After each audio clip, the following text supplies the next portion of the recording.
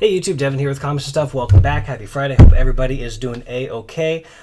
Today's video is going to be Batman key issues from the Golden and Silver Age. This is the second video in my new playlist. I had a favorite, I guess the explanation, one of my favorite blogs online, which was Total Comic Mayhem. The guy had compiled a list that was like years worth of just key issues for every single major superhero, anthology comic, basically everything from Marvel and Image to DC to Dark Horse to basically everything. And the guy decided to close down the blog, so we couldn't really there's not like a complete resource with lists for every single major character anymore. So I figured I'd try to bring something like that to this channel to help out other collectors. So this is my list of key issues for Batman. This is my quick disclaimer. By no means is this list 110% complete. I don't claim it to be 110% complete. I've completed it to the best of my resources and knowledge, and I hope this helps people start up or is just a good resource for collectors. But by no means do I claim this to be 100% accurate and complete. I'm just, going to give you guys what I can and what I know.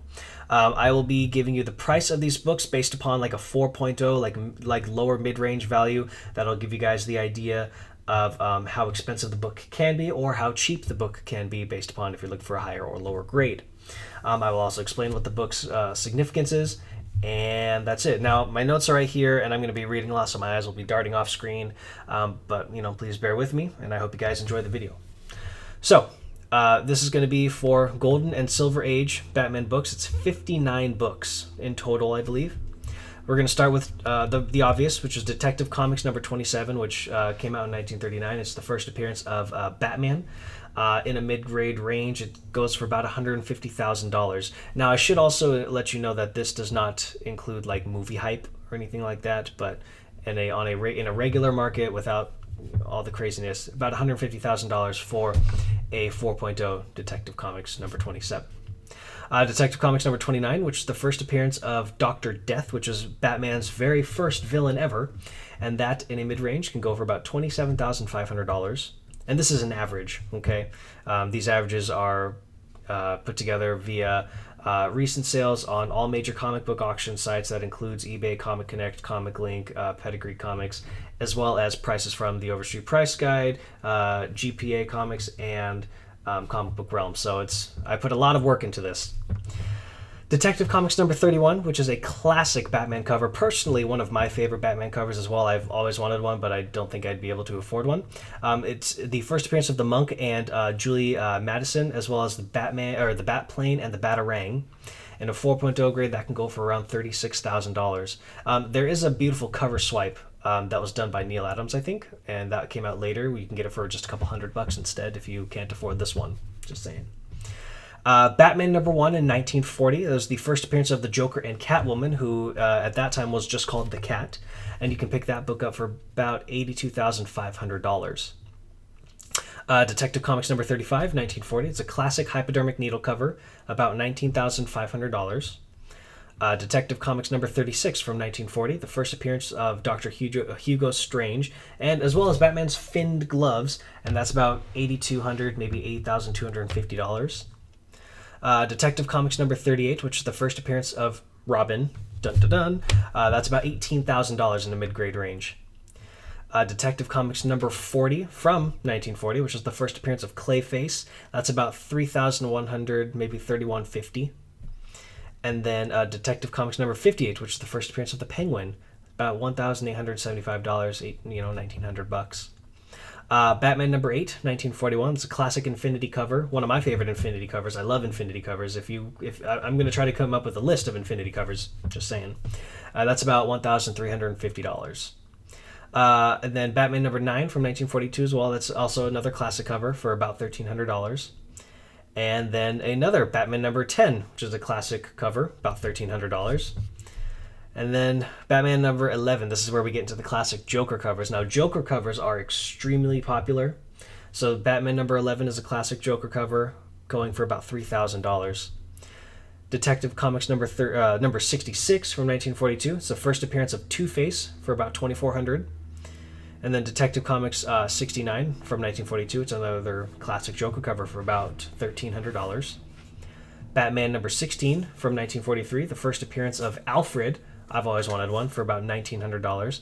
And then Detective Comics number 73, which is the only Scarecrow cover ever from the Golden Age, about $1,100.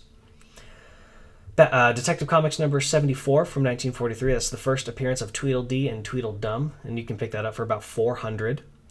And then Batman number 17 from 1943, which is a classic World War II cover, for about $850. Number 23, which is a from 1944, which is a classic Joker cover again, for about $900. And then Batman number 27, 1945, which is a classic Christmas cover. I've always wanted this one. This one looks really cool. You can pick it up on eBay. Generally speaking, there's always 1 or 2 copies floating around. It's about $550. Batman number 30, it's a classic World War II cover, for about $450. Batman 31, which is another classic cover, about $300. Batman 33, another classic Christmas cover, just $380. You guys will notice that there's Batman and Superman alone they have a lot of classic covers. They were the earliest superheroes, or some of the earliest superheroes, so they have a lot of, I guess, the most classic covers that really helped kind of design or I guess helped the future artists kind of figure out what they want to be on a cover, in a cover, what makes a classic cover. So these are great. Detective Comics 108, 1946. It's the first bat signal on the cover. You can get that for $250. And then Detective Comics 122 from 1947. That is the first cover where Catwoman is on the front, and that's about $650. Batman number 45 from 1948. That's another classic Christmas cover, for about $300. And then Detective Comics number 140 from 1948. That is the first appearance of the Riddler, for about $3,300.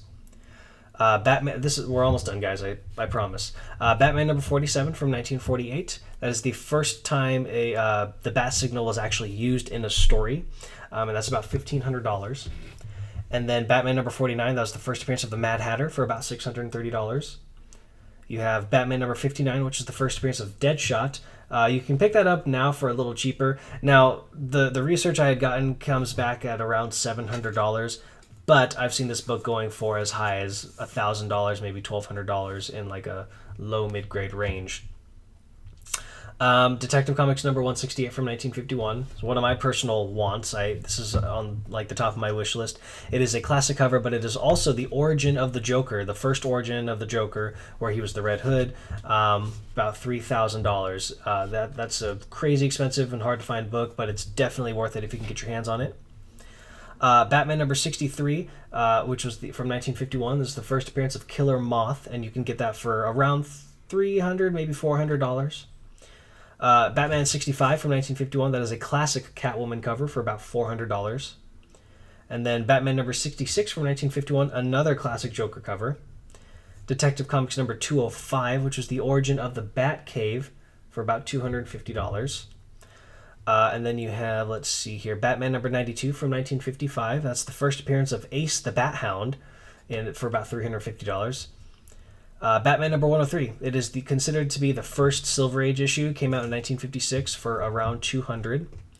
And then Detective Comics 233 from 1956. That is the first appearance of Batwoman, for about $630. Detective Comics 236. From 1956, that's the first appearance of the Bat Tank, for about $150 to $200.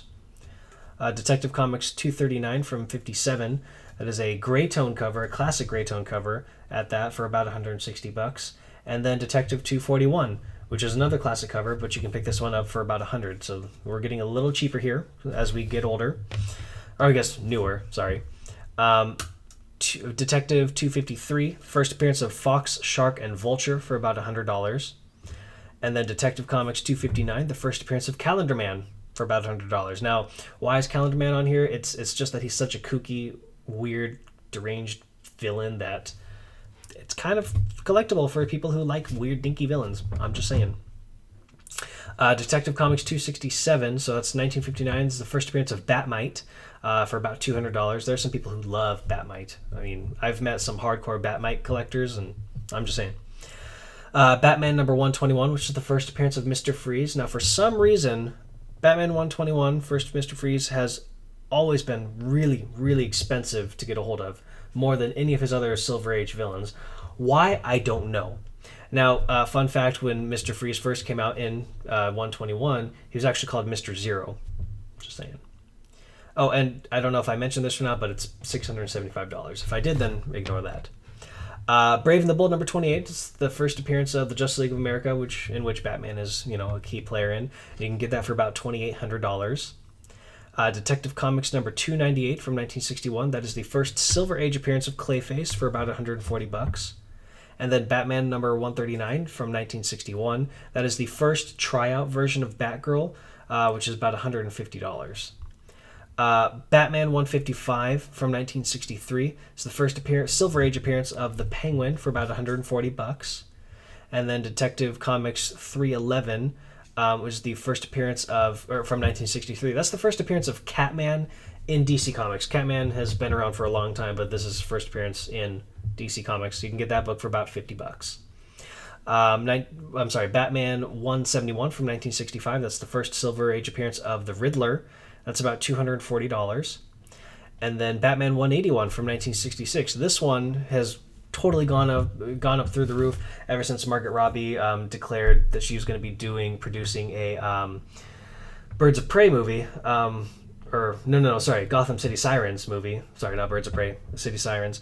So this is the first appearance of Poison Ivy. And you can get it for about $210. Right now, the price is still climbing, so you can pick it up for lower, I guess. Make sure that you get it with the pinup. There's a pinup poster of Batman and Robin in it. Make sure that if you get the book, you get it with that. If it's not, then Batman 189 from 1967. That's the first Silver Age appearance of the Scarecrow for about $100. And then here's another one, Detective Comics 359 from 1967. That one is the first Barbara Gordon Batgirl. You can pick that up for about $300. I love this book. I love this cover. I've owned it before. I've sold it before. I can't wait to get my hands on a new one. I just haven't had the chance to. You can pick one up for about $300 at the moment, but it is climbing in price. Detective Comics number 370. This one doesn't necessarily have any significance to the character, but it is the first Neil Adams Batman work that Neil Adams, did. So you can pick that up for pretty cheap, it's like $25, $30. You have Batman number 200, which is their 200th issue, a great Neil Adams cover as well for about $50. And then Batman 227, that's the cover swipe I was telling you about. That's 1970, end of the Silver Age. It's a classic cover as well, $125. Detective Comics number 400, also 1970, first appearance of Man-Bat for another $100 or so. Man-Bat's a classic Batman villain. And then this one is just my it's a little weird. So it's Batman number 234. It's technically 1971, which is Bronze Age, but it's it's still considered the first Silver Age appearance of Two-Face. I don't know why. That's just what it says when you get it graded. So hey, but you can get that for about $75. Whew. That's it. You made it. If you're watching this, you made it to the very end of the video. Thank you so much for sticking with me for 15 minutes of just naming off comic names, years, and prices, and significance. If you liked this video, if you want to see more like it, make sure you give me a thumbs up. Suggest what guys you want to hear me do next. Right now, I'm just doing the Justice League, then I'll move to the Avengers, then I'll move to the Teen Titans, then I'll move to the X-Men. I'll just kind of flip-flop each time. But yeah, that is it for key issues for Batman in the Golden and Silver Age. Make sure that you guys check out the Instagram. Make sure you guys check out the Redbubble. Give the channel some love. Help me support it. And that's it. So thank you. Make sure you hit that subscribe and like button as well. And I'll see y'all next Friday.